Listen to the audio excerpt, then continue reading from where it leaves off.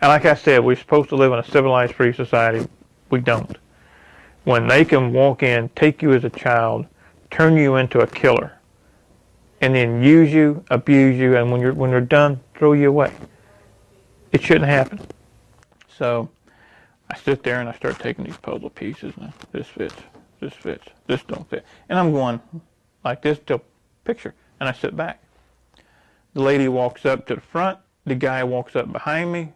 She looks at him and smiles, says, "We've got one." And that's when it started. That is where they were weeding out who's good at this, who's good at that, who's going to be a soldier, who's going to be a psychic spy. Everybody knows that Hitler was looking for the ultimate soldier, that super soldier, ultimate warrior. Hitler was also heavily into the esoteric arts with mind control. And at that time, they started combining the two. Mind control, super soldier, ultimate warrior. They just started putting it all together into one project, and that's where they got me. My kicks in my right leg were 120 miles an hour. My punching power was well over 18 to 1,950 foot-pounds. That'll bust concrete blocks. And I put 3 rounds through the heart of a very high intelligence official. This guy grabs me by the throat, and I just snapped sideways, threw my hands palm down, just threw them down, and screamed inside my mind. The guy goes up and back. I never touched him. I look over, and there's George Jr. sitting at the bar with the Secret Service bodyguards, drunk as a skunk, with the Secret Service trying to get him to calm down. Now, that's when I snapped awake. I don't remember driving there. Let's back up and find out exactly how you got into this program. They wanted people who were half Native American and half Celtic, whether it be Scottish, Irish, didn't matter, as long as it's Celtic. The reason for that is that the Native Americans and the Celtics are 2 of the races on the earth that are more superposed to paranormal abilities or psi abilities. Okay, and as a matter of fact, both of these cultures practice paranormal abilities. So it's kind of genetic memory. It's in our genetic memory.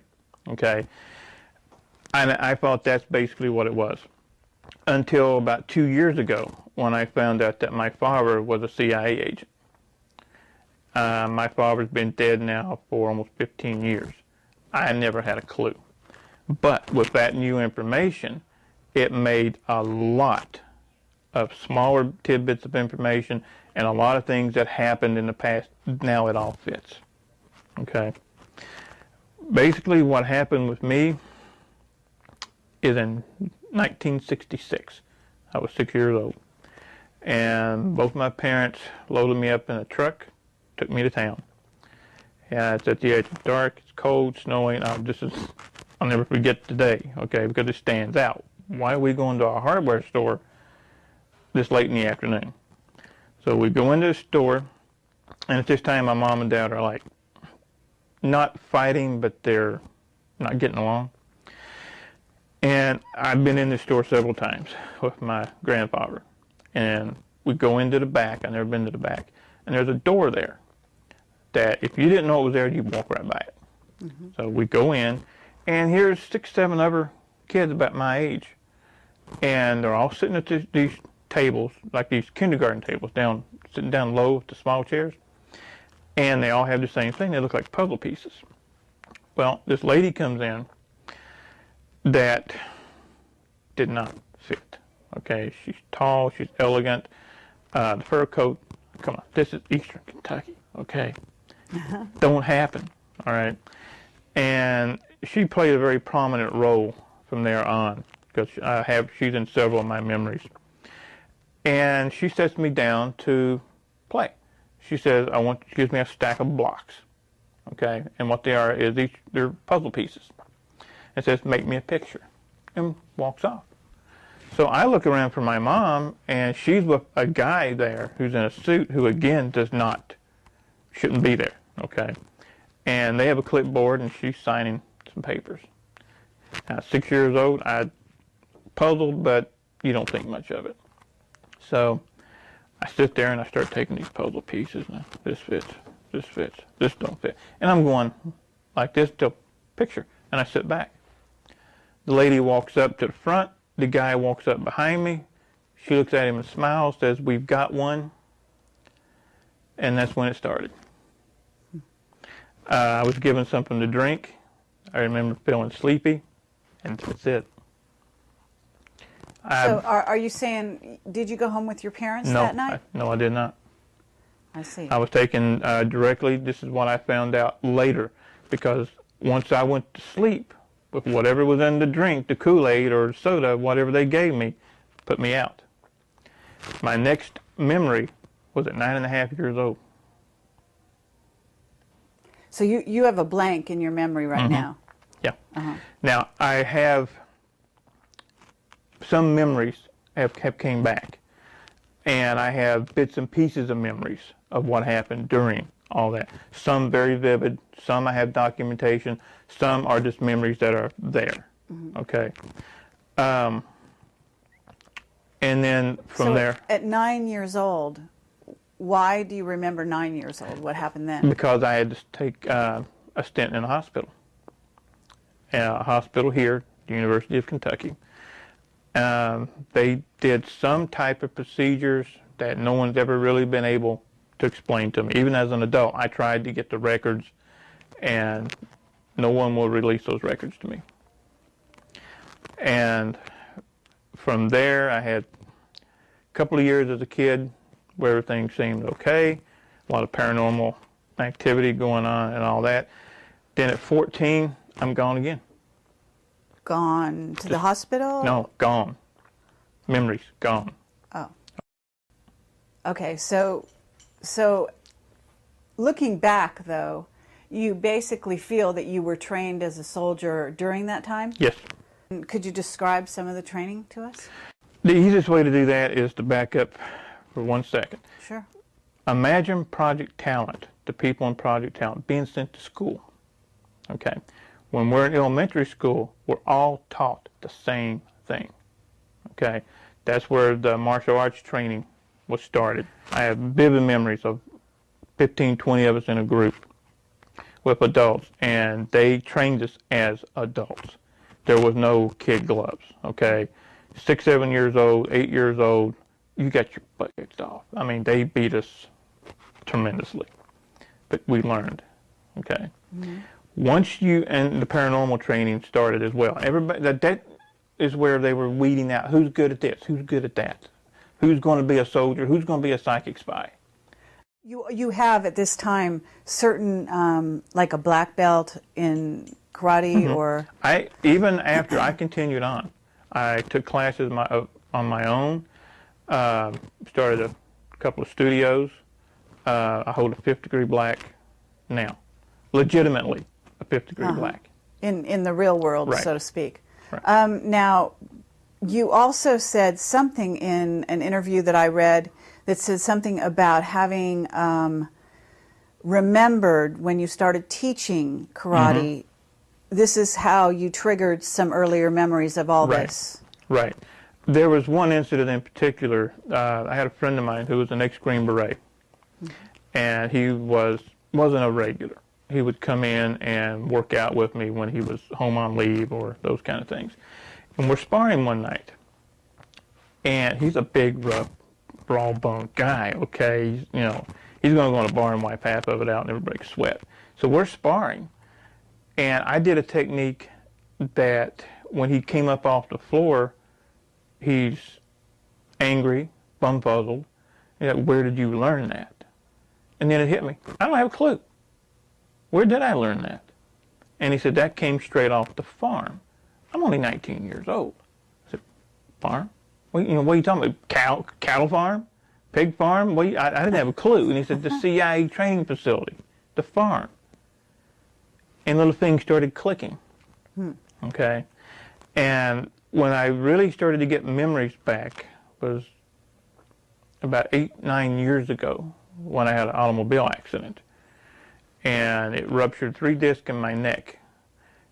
And when they finally gave me the MRI, the electromagnetic resonance didn't mesh with the cranial implant. That you had gotten... Somewhere, somehow, I have a cranial implant.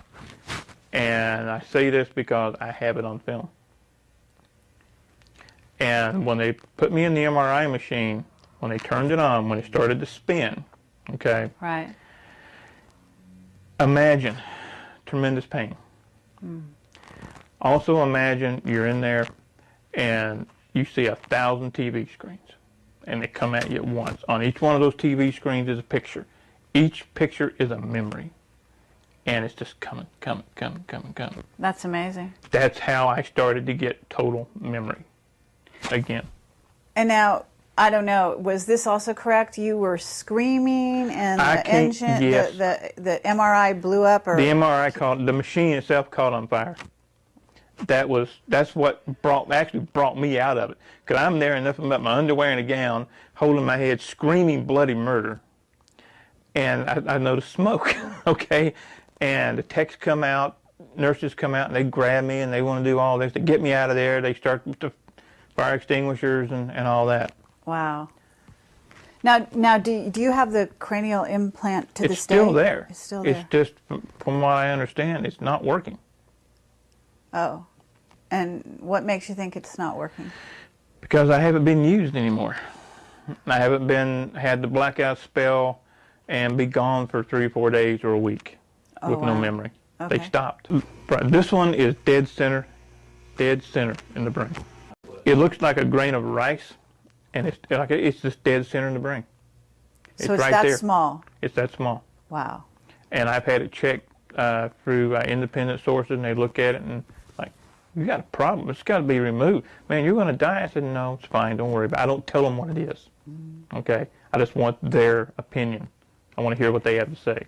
I don't say anything unless I have the proof, or I have someone else who's willing to sign a deposition saying that they were there, they saw it, they know. If I don't have proof, I'll say, this is what I think. Okay.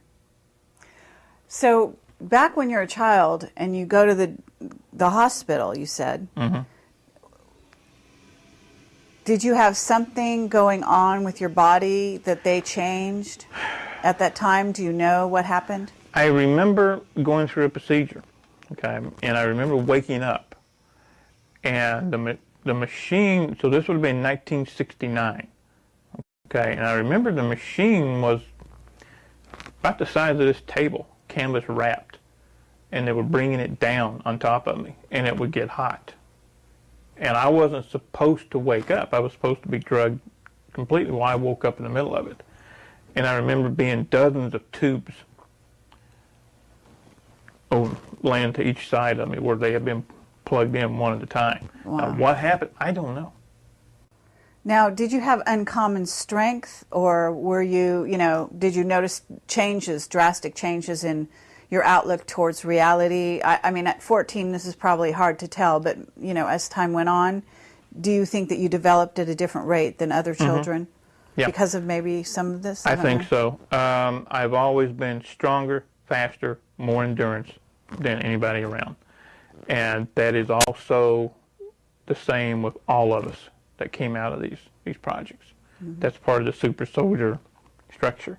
They want the super soldier to be just that super, beyond normal, faster, stronger, more endurance, pain tolerance, et cetera, on and on and on. That's what they want. So can you tell us what abilities you have? But if at the peak of your performance, if you want to call it that, what do you think you were capable of? Physical ones, yeah, I've kept. The paranormal abilities, I have kept some. The main paranormal abilities come out when the alternate personality comes out. That's one of the things that they did to us. They gave us alternate personalities. So we were trained in the alternate personality. I have witnesses that have saw me bust heavy bags with one punch. You're not supposed to be able to do that. I was measured for punching power, speed, and everything at Burlington, Wisconsin, at a facility up there. It's no longer there. That did all the testing for the pro sports, for the football teams and all that. My punching power, at this time, my weight was 175 pounds.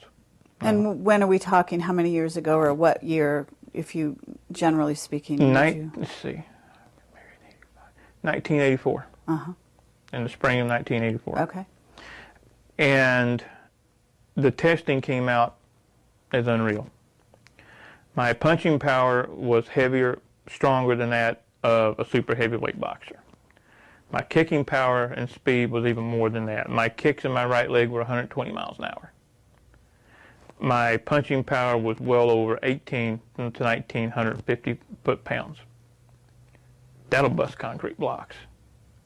Okay, now in terms of your psychic ability, what were those abilities? My primary psychic abilities, and the ones that I have kept in this personality, is being able to get in someone's mind, being able to foresee what's events in real time. And when I mean get in someone's mind, I don't mean read their mind, read their thoughts, hear their thoughts. It's more of what some people that I work with now we call picting. We see pictures of their thoughts. Like you may be thirsty, thinking about a soda. I'll look at you, I'll see a Pepsi can. Okay, that's what happens. And these type of abilities to a fighter, a soldier, or an assassin, think of the edge that gives that person. So, do you have absolute recall of times when you're in the other personality now? I have witnesses to that, yeah. See, what happened is I'm not supposed to remember anything right now, okay? I imagine. The people who start to remember are usually late 50s, early 60s, okay? Much too old to really do anything. But I'm not saying 60 is old, but in this society, by the time you're 60, 62, anywhere in there, people write you off. So how old are you now? Because I can't tell. I'm 46. Uh-huh. I know. No, everybody says you don't look 46. That's one of the ever traits that we have. Mm-hmm. None of us look our age. Longevity. Yeah. Okay. Most of the people who when they start getting their memories back, when they get their memories back is when the personalities begin to mesh. They're no longer personality A, personality B anymore. They start going together. So when all these other memories start coming in, meshing with the other memories, they go nuts. Most people. So most of these people committed suicide. Okay. Okay. And now the ones who didn't wind up in asylums.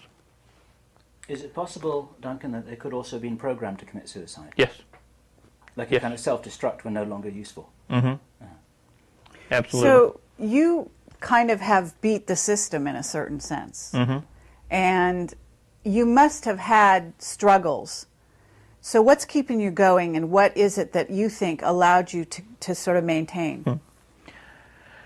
After the car accident, we moved from this area. We moved to upstate New Jersey. I was never supposed to lift anything over 5 pounds again. I was never supposed to be able to hold my arms above my head.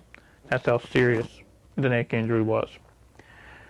2 o'clock in the morning, I'm sitting in my apartment in New Jersey, and this little voice comes in. Says, "What the f is your problem?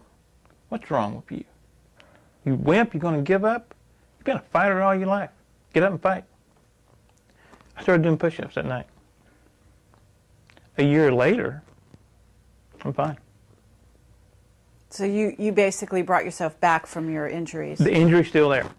I can go to a neurologist right now, let them do an x-ray, and they'll look at me and say, "You need to be in surgery today." Okay? Huh.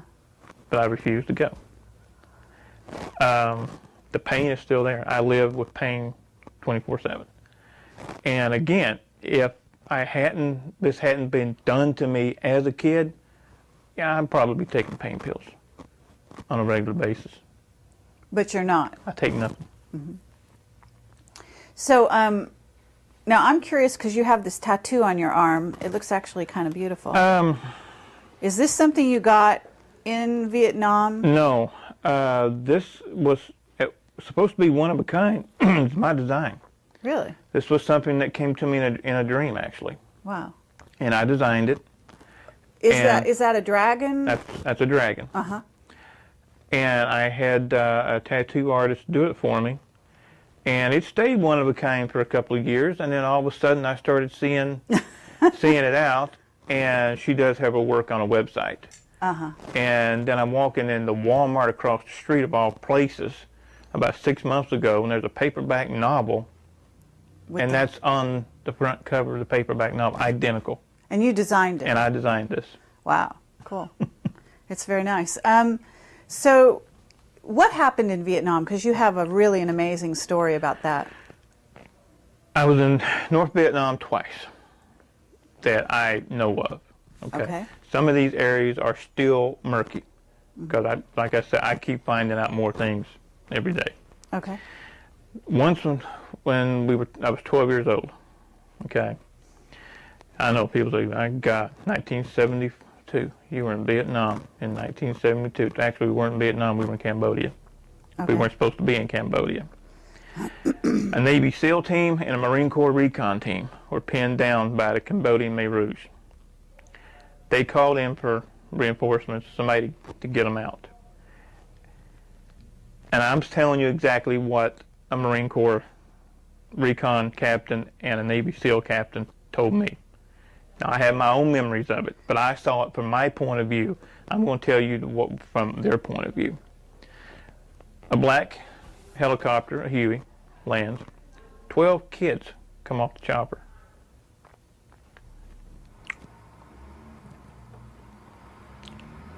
Yeah, there still are a couple of things. Take your time. We got all the time in the world, and I can understand. Long story short,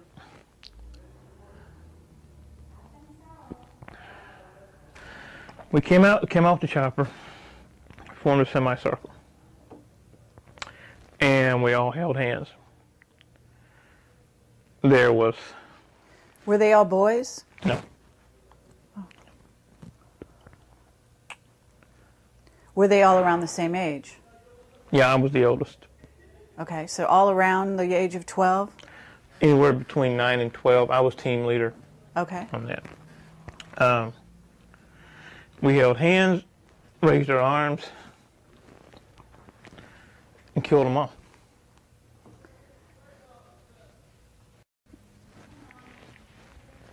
Who did you kill? Every Khmer Rouge soldier within 20 miles. How is it that your powers were able to target the other side and not? I wasn't the trying to think of the phrase. I was like the lead battery, but I wasn't the one who did the targeting. Aimed. So you didn't actually aim your power. You guys were the power. Someone else did the aiming. Was it the kids that did the aiming, or someone else completely? One of the other kids. Oh yeah. Okay. Now, did you know the other kids? Mm-hmm. At the time, you knew the kids. I know one right now. Do you? Okay. Now, is this person willing to come forward or not? Not this one, no. Are they even aware that they're one of them? Mm-hmm. Are they? Yeah. Wow. Okay. Well, I mean, we really appreciate that you're sharing this with us, because this is obviously a huge thing, and people never like to talk about the sort of negative side of the powers of the mind, but obviously this is one of the applications, and there's no reason to hide it. It's not that. It's funny. I've done a lot of things that were not of my doing, not of my making. Mm-hmm. Some of them bring out an emotional response. Some don't. Some are kind of like, so what? And some, I have no control. and I go through this little emotional, and then I'm okay, and then I'm fine with it. Sure. You know, it's like, I can't cry on command. Believe me, I've tried. Okay. But the way it was explained to me, it makes perfect sense. 12 kids. Imagine 12 batteries. You have one battery, you might get nothing. Add 2, you get a jolt. Add 3, you get a burn. Add 12, you get electrocuted. That's basically what we did. The 12 of us joined up through everything, kind of the semicircle, start from the center, because I was in the center, like this, out. And that's what happened. And this is something you guys were obviously trained to do. Right. Do you have a memory at all? Has anything come back of your trainers? Remember the lady in the hardware store? Yeah, she figured very prominently when I was young. The next memory I have of her is in a lab coat. And I'm in this house. It's been described to me as the mansion. And I have my couple of ideas where this place is or was, but I have no proof. Okay. I'm in a hallway, and there's green and white tile. These 12 by 12 tiles is on the floor.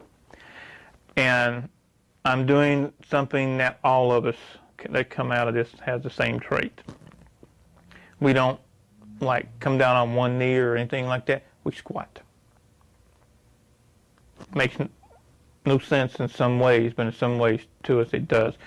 We squat on the balls of our feet with the arms out loose, almost like an animal. Okay? Okay. About 10 feet away, I have a small water bucket. And what I'm doing is raising the bucket, trying to turn it over, sit it down gently. Raising it with your mind or with Correct. your hands? Just with my mind. I see. And what I'm doing is I'm raising it, turning it about halfway, and it's just dropping. I'm not getting it. Okay? And I look around, and this lady's behind me with her clipboard, taking notes. And I tried to get a response. I looked at her trying to be nice. Said, I've almost got it. And she basically just looks down, snarls, and walks off. There was nothing nice about any of this. Wow. So, okay. You said you were in Vietnam twice that you remembered. What was the second time? The second time, all I remember is being shot down. We were taking off in a Black Hawk.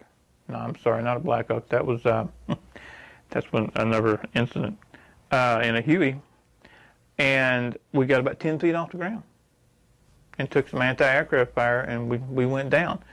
And this Navy SEAL captain, who we've talked about, is the one that pulled me out of the chopper. Oh. So this is the guy, the witness that you say is also witness to the Vietnam incident that you told us with the kids. Correct. And he was in charge of where was he at the time? The easiest way to say about this guy, his whole family was CIA. Okay. He was one of the most decorated and had one of the best kill records in Vietnam. His abilities as a sniper were unparalleled. And then at the same time, he was also a sailboat captain, because he pulled, I think, 5 or 7 tours in Vietnam. So, but he wasn't messed with the way you were, I'm assuming. He does have some memory gaps, yes, but not to the extent that I have or some of the other. And how did you guys hook up? When I started getting my memories back, I started looking for him. Because you knew who he was? I mean, now you remembered from the age of 12 who he was? Yeah. I remembered his face, and I knew, being what he was, he's going to only be in certain circles. So I started frequenting those circles. And I finally found him, and we sat down at dinner at a casino and started trading stories, and That's history. Wow. That's great. Is he willing to come forward on record? He is, yes. Would you introduce us? Yes, Thank you. absolutely.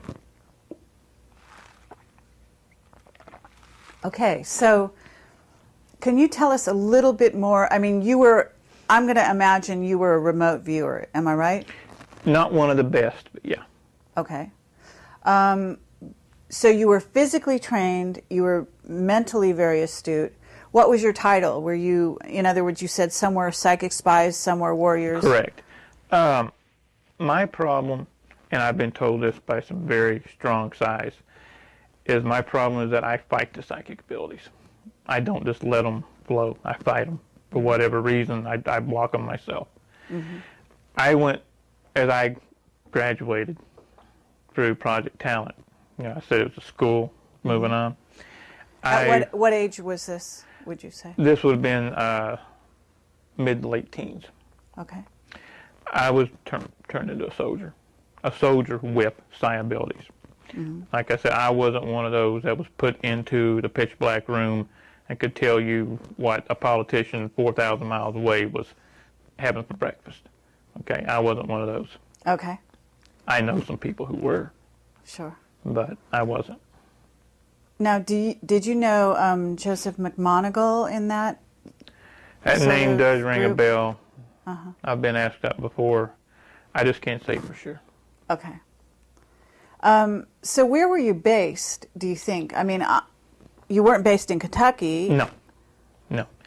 I have memories of being in several different training facilities. I do know I spent 3 years on St. Thomas, on the island of St. Thomas in the Virgin Islands. And that was verified to me about 3 years ago. Okay. I'm going around seeing people, and they're looking at me and saying, I haven't seen you since you were a kid. I guess what I'm trying to get at is, once you were trained, you were sort of ready to go. So where did they use you? Do you have any idea? Were you in war? After Nam, I do have some vivid memories of a couple of assassinations that were carried out. I have memories of being on military bases. And I had it verified that I was at Norfolk Station, Norfolk, Virginia, by a radar man who was stationed there when I was with a team. And he contacted me because he saw my picture. And so he told me, what happened during this time is that he told me things as fact that happened that I thought were just dreams/memories. And he's telling me this without me telling him anything. Were you an assassin? Yeah. Okay. Yeah, I was. And I don't know, how did you assassinate people, and what kind of people would you be assassinating? Do you have any idea? I mean, were they people in wartime? Were they Americans? Some, yeah. One that I remember, and I think I remember it so vividly, is because it was the last one.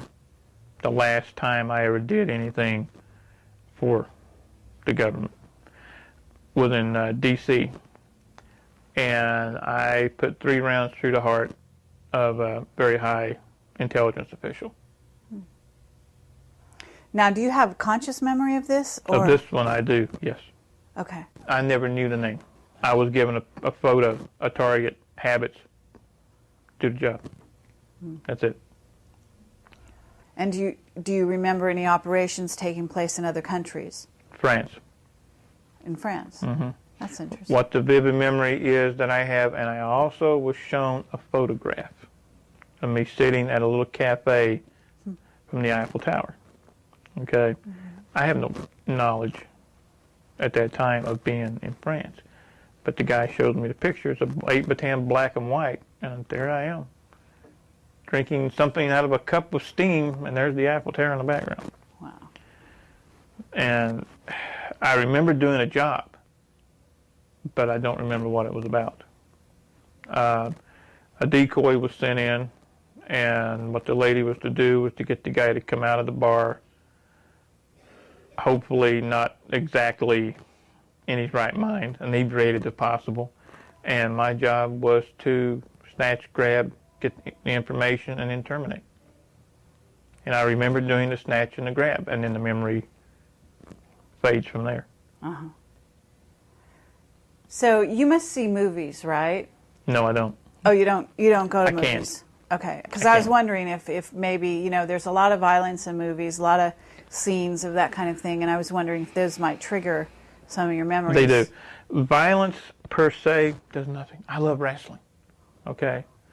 As a matter of fact, I used to incorporate professional wrestling techniques into my teaching when I was an instructor. It's not the violence per se. The last movie I tried to watch of that nature was The Bourne Identity. I couldn't get halfway through it. I do a total change.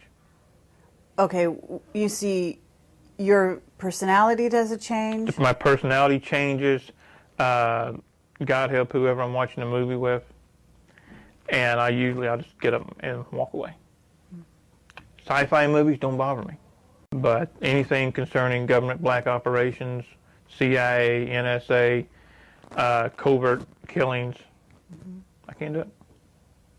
Do you have any remembrance of other planets? I know this sounds a little out there, but I have heard of actually some not. soldiers. Actually not. There is one thing that a couple of us share, and that is a deep fear and dread of the planet Mars. Bring up the planet Mars to us, and it's just like watching one of those movies. I was just about to do that. So, yeah, Mars specifically. There is something about Mars that changes our entire attitude at that time. I know one person who point blank says they better leave Mars alone. Leave it alone. Meaning leave it alone, don't talk about it, or meaning don't go there? Don't go. That they're waking something up. On Mars. Mm-hmm. Now you're still a psychic, when Sure. you say. Okay. So you must have some thoughts or associations with Mars. Are you willing to talk about that? I mean, because I know that you said that you develop headaches sometimes after these talks. Mm-hmm. You know, where you reveal and kind of go back in your own mind as to your history. I'm having a good one right now. Headaches are part of the conditioning. Sure. Okay, it's a headache, but it's a fake headache. It's a programmed headache. I'd like to know if you see special machinery. Yes, Okay. it's underground. Uh-huh. And have you seen any certain kind of beings there? Yes, they're in stasis. It's like a kind of artificially induced hibernation. Thank you. And is that, it's not humans that are in that state? No. It's the beings. And they're very tall. They have long features. Do they look like the Egyptian Quite a bit. leaders? Okay. Quite a bit. Talk a lot about anger in the recent interview that I saw that you've got, I guess, on your site. Yeah. And can you tell us a little about that? Can you describe the anger, how you deal with it? There was, at one time, it was pure rage. When these memories came back, and when I sat down and I started putting together all the things that, starting at 6 years old, all the things that was done to me, things that I was forced to do, etc. It was pure rage.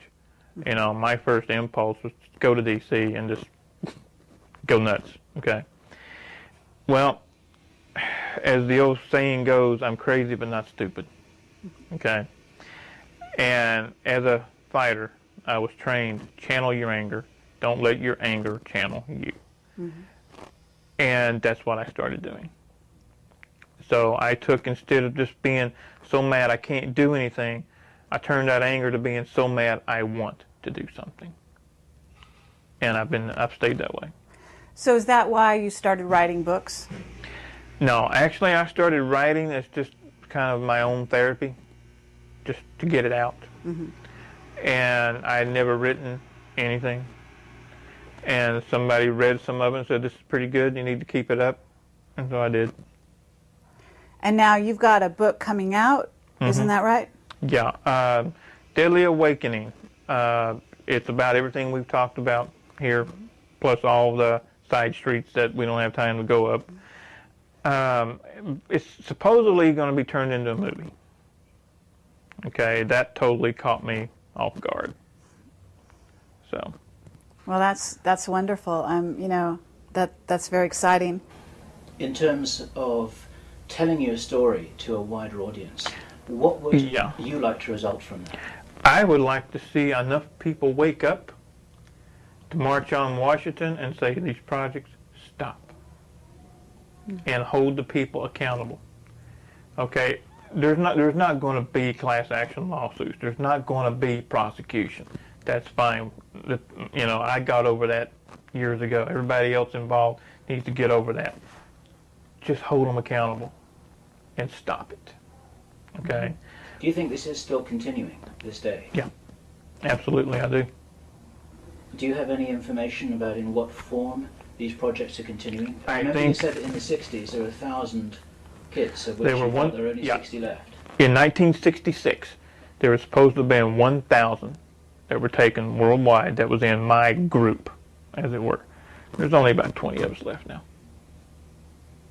You know, I think what I have to explain, we were actually at 6, 7 years old put in survival of the fittest. Okay, our personalities were split. Any normal kid, any normal person would not do the things that we did in their right frame of mind. So they had to split our personalities, and they had a clean slate with that new personality. Had no rhyme, no reason, no right, no wrong, no concept. So they made it into what they wanted it to be. This is how they split my personality. Now, I don't know, I'm sure they did the same identical thing to other people, but I know for a fact not to each one. There were different techniques for different people, different kids. Now, the way it was described to me when I was a kid is it's your treatments, almost medical terminology. Imagine being 6 years old, and this is one of the funny things, I can talk about this with very little emotional because it was done to me, not something I did to someone else. You're strapped naked to a wooden chair. Arms out like this. Here, you're strapped here, here, and here. Your fingertips are spread open. Things are inserted here. So you can't do this. And I know you noticed, because I saw it in your mind and I saw it in your eyes, I have a phobia about my fingertips. What they did is they inserted needles underneath the fingertips. That's bad enough. Hook those needles up to electric current and turn it on. Waterboarding is where you basically drown the person and then bring them back. In my case, they did 2 ways, strapped to a chair and would take a water hose and just spray it. You can't breathe, and then you're gone. Then they bring you back and all that. And then I remember having my head dunked. That's why I don't swim. Now, what would be the purpose of that? To cause pain, intense pain. What happens when the body and the psyche goes through the amount of pain it can tolerate? You black out. You pass out, you faint. Well, the Germans brought over a drug with them.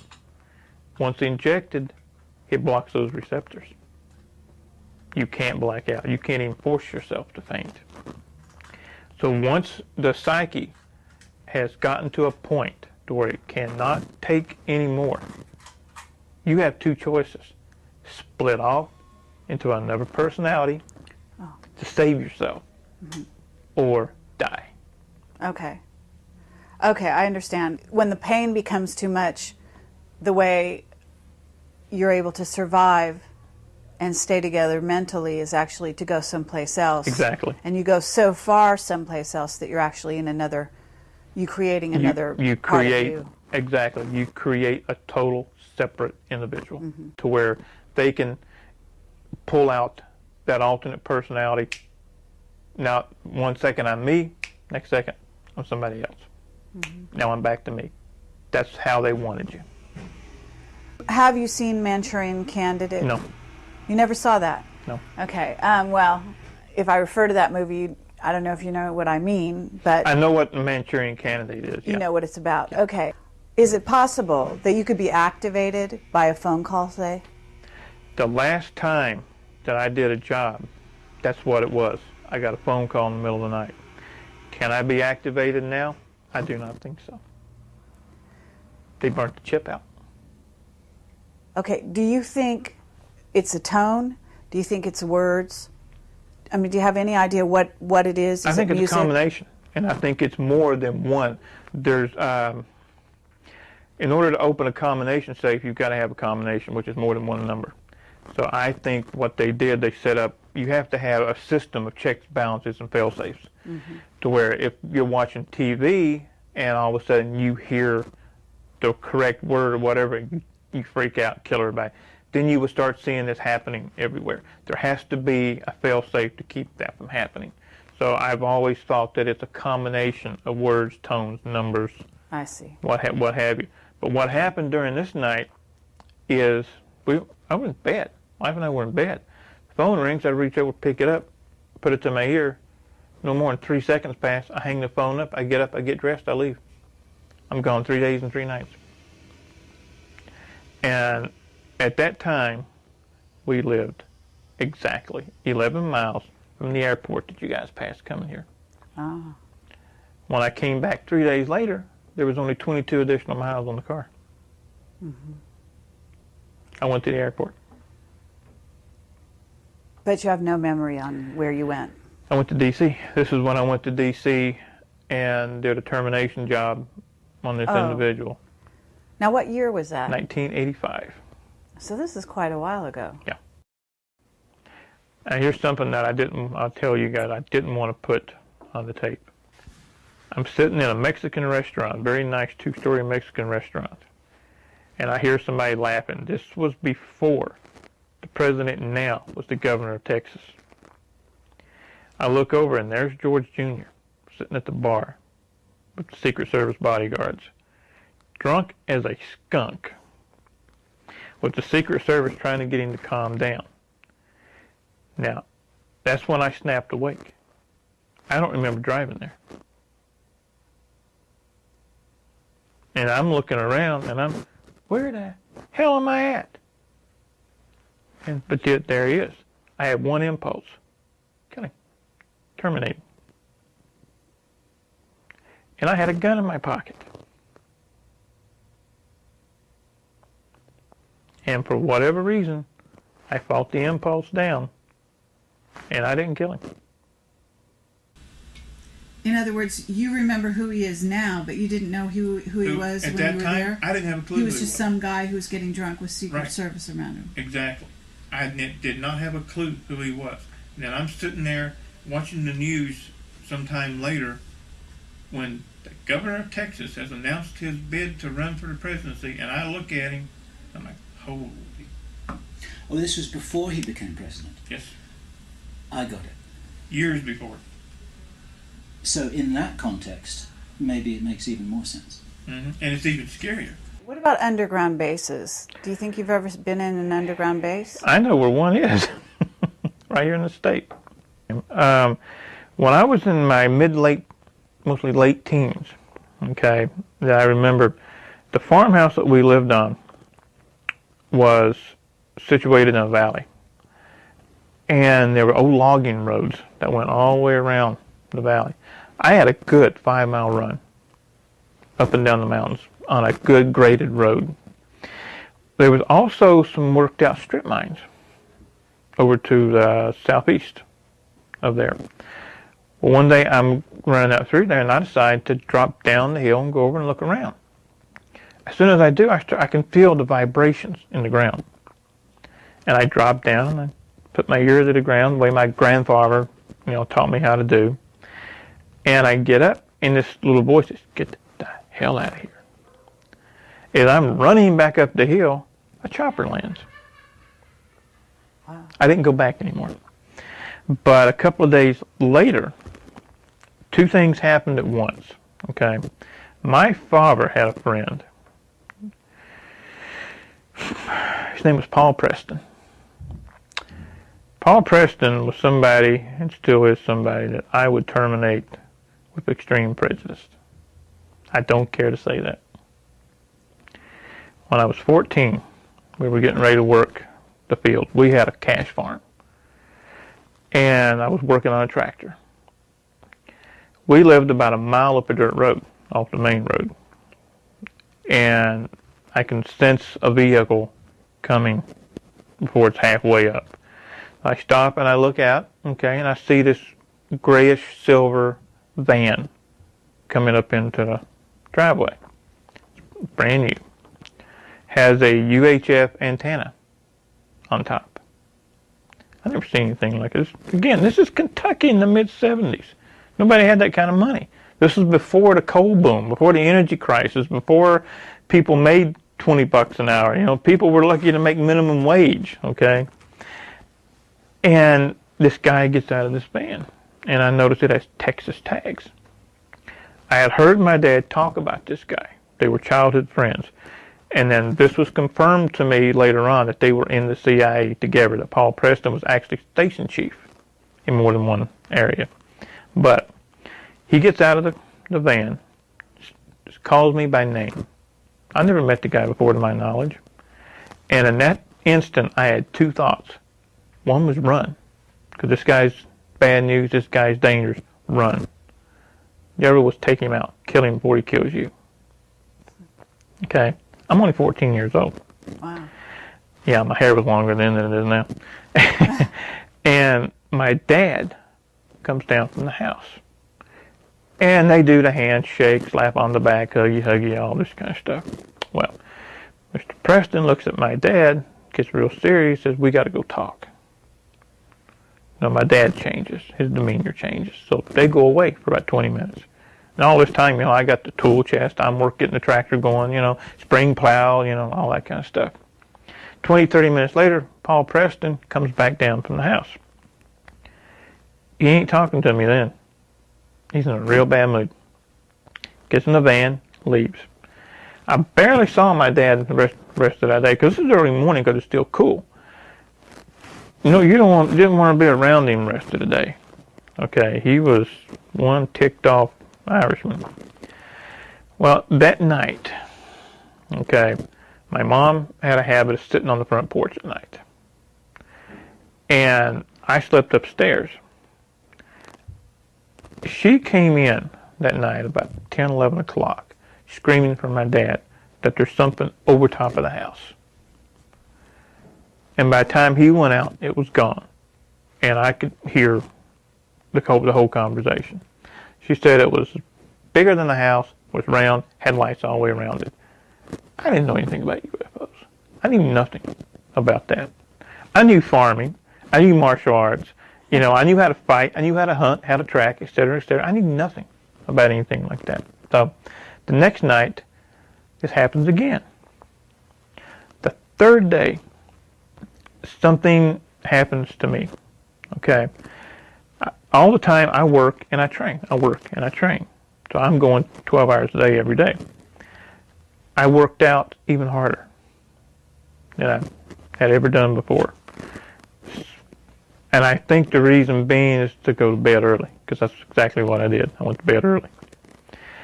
That night, I go to bed. I'm laying there. Don't know how long. But I feel like I'm on fire when I snapped awake. I can't move. All I can do is open my eyes. The whole upstairs is full of light. And I can see a bipedal figure standing by the bed. I can see a head, I can see the arms, I can see the legs. That's it. And I know it's talking to me. It's telling me something. And the next thing I know, my dad is shaking my shoulder because my brothers saw the light and they thought the upstairs was on fire. That's all I remember. I don't remember anything again until I'm almost 18.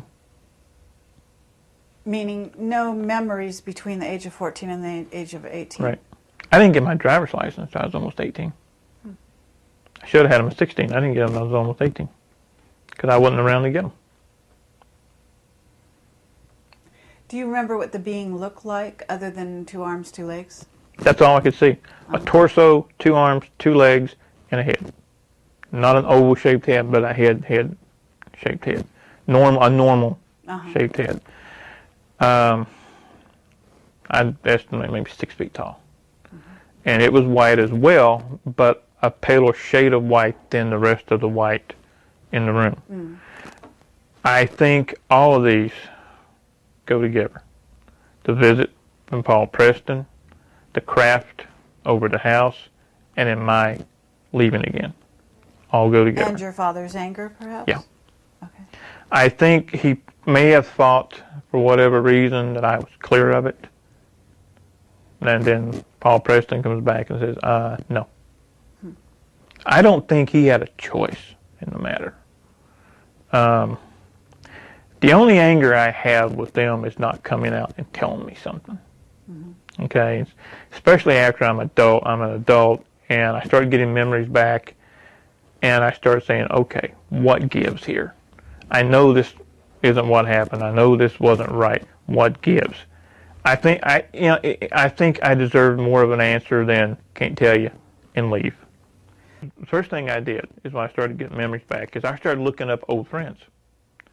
And I would ask them, during this year, 73, 74, 75, where were we? What were we doing? I have memories of doing things. And every one of them, to a T, said, we were doing this. We were out doing this. Well, I remember that. They go, how could you? You weren't here. And one guy even went so far as to say, we went up to the farm to pick you up one day to see if you wanted to go away. We hadn't heard from you. Your dad ran us off. Those were so what I had of those years were false memories.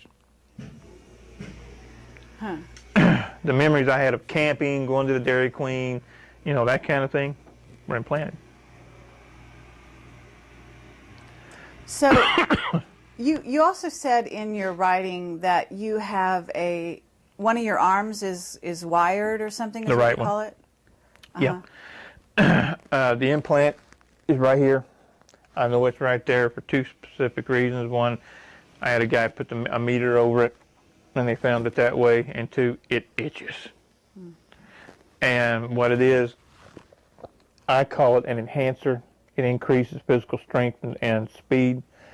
There's like wires that run from it to go down the arm out into the fingers, and it's only in this shoulder and this arm. It's not body wide. I wish it was, but it's not. This is the hand and the arm that I've busted many heavy bags with. As a matter of fact, there was an incident to where I grabbed a guy who was a good 40 pounds heavier than me and just straight up off his feet. And then when I realized what I had done, it just dropped. It's like it's tied. I don't know the science of how it's tied in. I really don't. But I know that it's tied in with the fight or flight scenario. When there's danger, it kicks in. If I feel threatened, it kicks in. The throwing of energy, yeah. That one freaked me out when it happened. I had a job in Lexington, a place that at that time was called the Community Kitchen. There was no kitchen. What it was a facility for homeless, indigent, that kind of thing. We had doctor's offices, we had social service offices, showers, clothing, all that. But it was also a haven for pushers, users, abusers, rapists, killers, you name it, they came in there. We could have 60 to 100 people in the facility at any one time, and I was chief of security. And we had a fight that broke out. I mean, it was nothing. We'd have 3 or 4 fights a day, okay? But we had 2 girls get into it. They fight worse than men, okay? And my partner had one holding her down. I was holding the other one down. And when I say holding them down, I was just sitting there with one arm on her shoulder. Okay? She was laughing about it. And the next thing I know, I look up and I see this extremely large man standing over top of him, and he's got 3 or 4 friends with him. And he's giving this routine, I'm giving you to the count of whatever to get off of her, I'm going to do this. Well, I snapped. I'm on the ground. I look up, I see I'm outnumbered, outgunned. I changed. Normally, I would have rolled out of the way, got up, started cussing him right back at him, threw him out the door. No. I stood up and hit him. And the witnesses there said I didn't just hit him once. I hit him 12 times in a matter of a second. It broke his neck. His neck was as big as my legs. And it just snapped his neck. Well, when that happened, the whole facility went berserk. It just went, half of them were coming at me and my partner, and the other half was using it as an excuse to get whoever they didn't like. And it's during these times that something happens that I can't explain. It's like I step outside of space and time. Everything turns black and white. Everything goes slow motion. It's like I've got all the time in the world to go from point A to point B because this guy ain't moving.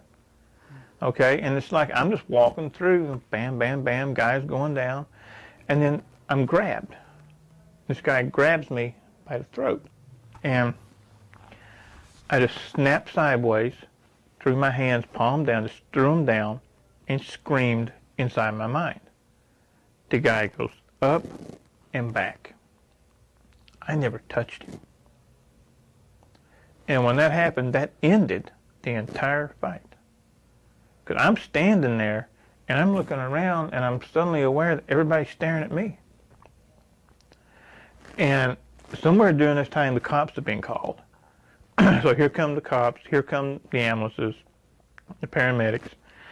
And I talked to one of the cops, give the report.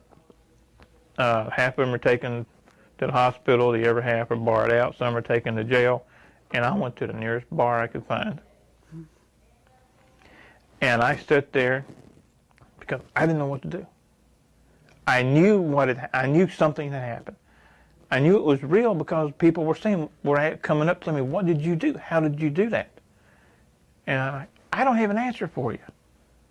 I don't know. What year was this that this happened?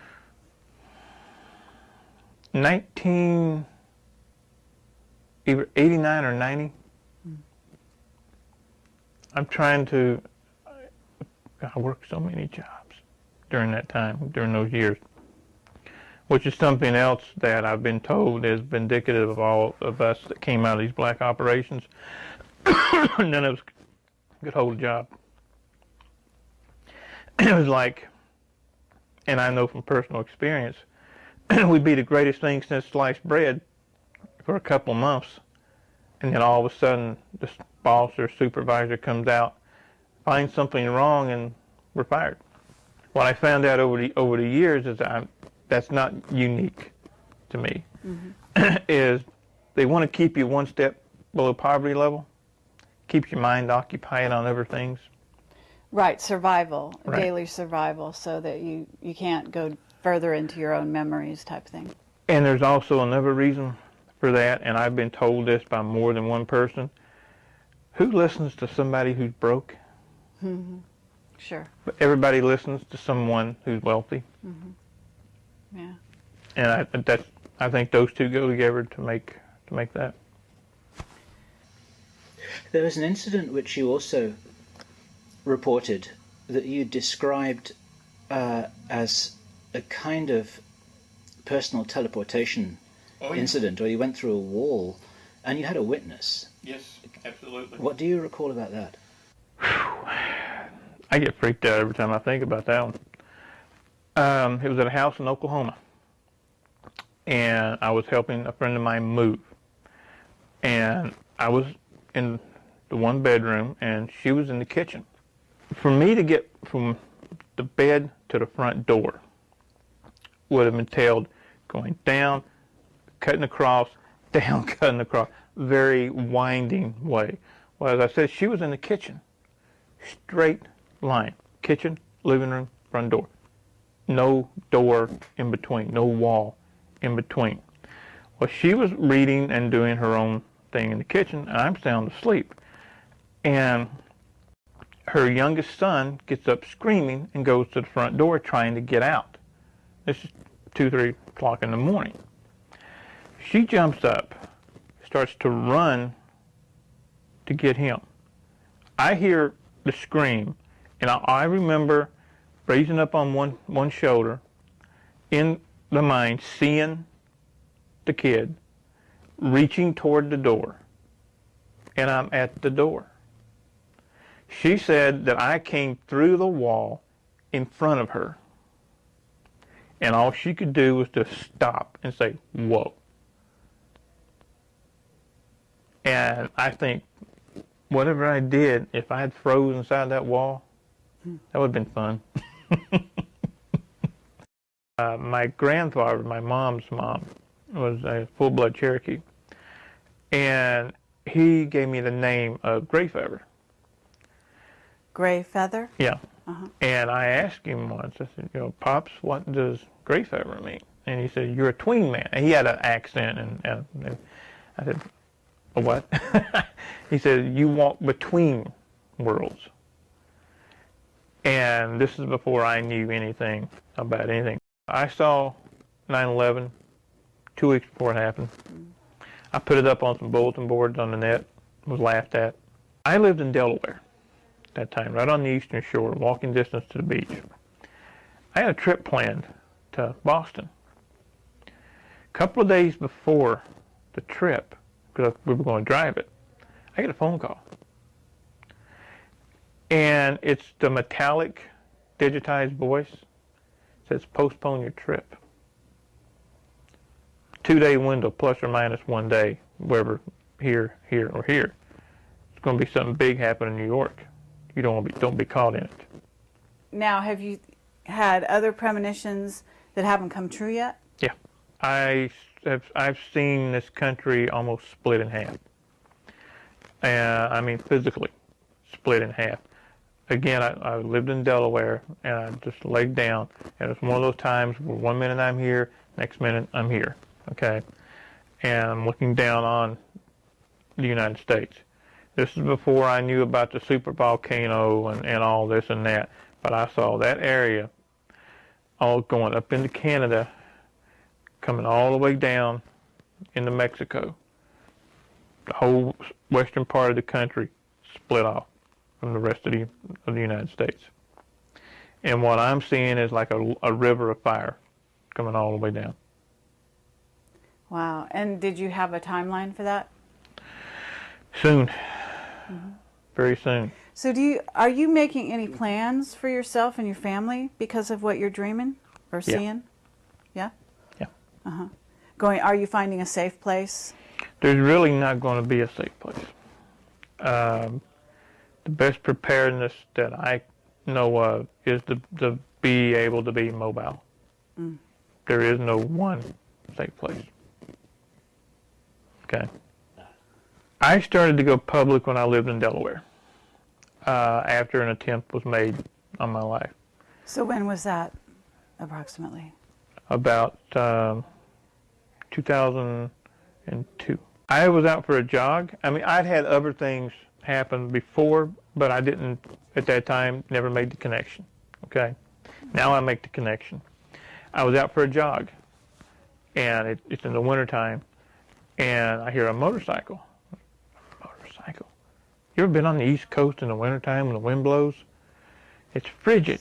I have, actually. And I'm out jogging, and I hear a motorcycle, and the ears go up, the hairs start standing up, one of those. So I go from a hard run just to a light jog, and I see the motorcycle. Solid black. No insignia, just solid black. 2 riders dressed in black. Black OPEC face mask. I'm going this way, they're coming this way. This thing is going so slow, I'm trying to understand how in the world it's staying up. And as it comes up to me, I'm running scenarios. Okay, I'm wearing ankle weights and wrist weights. Like, okay, I'm waiting to see a gun. So I'm thinking, this was coming off, this is going to throw, forward row, kick the back wheel, try to get an advantage. Just all this is playing out in my mind. The guy does open his coat, puts his hand in his coat. This is the rider. All I see are two fingers. Points them at me and goes like this. And goes back. And I'm thinking, okay, this is just a warning. Okay? And they slowly go on down the road, going towards Route 1 to go north. I didn't make it 10 steps. I had puke, bile, everything. I had to crawl home. I was sick for 3 days. I finally got to the doctor and said I had some kind of unknown viral infection. He did shoot me, just not with a gun. I think half the people who hear what I have to say look at it and say, what a lying stack of dung. This is so much BS. There is no way any of this could happen, etc., etc., etc. Well, I'll give a response that I gave a guy on a radio show one night. I wish that were true. I'd love to be able to take a pill every day and have a nice life. But I can't, because it did happen. And I don't have the whole story myself. And I may never get it. What happened to me, you know, and I told about how they split the personality. That's just the tip of the iceberg. Okay? I remember the beatings, to being thrown naked into a refrigerator room because I couldn't get something right. You know, this went on, and not just to me, but to all of us that were in this particular group. And this stuff shouldn't happen. You know, we consider ourselves a civilized, free society. There's nothing civilized about this. There's nothing free about this. There is strength in numbers. I would like to see, I mean, come on. You can have a 1,000,000-man march on Washington put together by somebody that the government laughed at. Why couldn't we do the same thing? This stuff has got to stop. You know, people, and like I said, we're supposed to live in a civilized, free society. We don't. When they can walk in, take you as a child, turn you into a killer, and then use you, abuse you, and when they're done, throw you away. It shouldn't happen. And you asked earlier, what is the one thing that I would like to see come of this and any subsequent movies, videos, whatever? I want to sit in a chair just like this in Washington, D.C., in front of the full Senate and demand answers. I'd do it in a heartbeat. I ain't shy.